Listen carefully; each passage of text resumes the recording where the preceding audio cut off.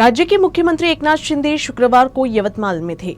इस दौरान उन्होंने press conference की, जिसमें सीएम ने कहा कि महायुति के कार्यकर्ता चुनाव के काम में लग चुके हैं। सीएम ने यवतमाल की सीट पर जीतने का दावा किया। एक चांगलं वातावरण दोन्ही मतदारसंघामध्ये पाहायला मिळालं। कार्यकर्ते ईर्षेने कामाला लागलेले आहेत।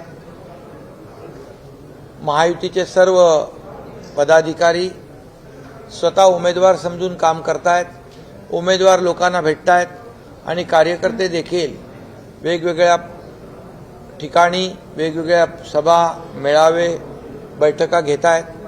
असे एकंदरीत सगळे लोक आज या दोन्ही मतदारसंघामध्ये कामाला लागलेले आहेत।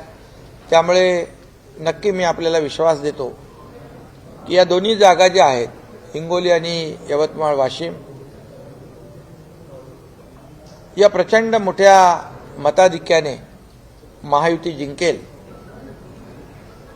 यवतमाळ वाशिमच्या उमेदवार तर राजश्रीताई पाटील या इकडच्या माहेरवाशीन आहेत आणि त्यामुळे मोठ्या प्रमाणावर देखील त्यांच्या सभा इथले कार्यकर्ते घेत आहेत आणि देशाला ही निवडणूक लोकांनी फक्त एक मतदारसंघापुरती मनावर घेतलेली नाही, तर ही निवडणूक आहे लोकसभेची, ही निवडणूक आहे देशाची आणि निवडणूक आहे देशाच्या विकासाची आणि प्रगतीची।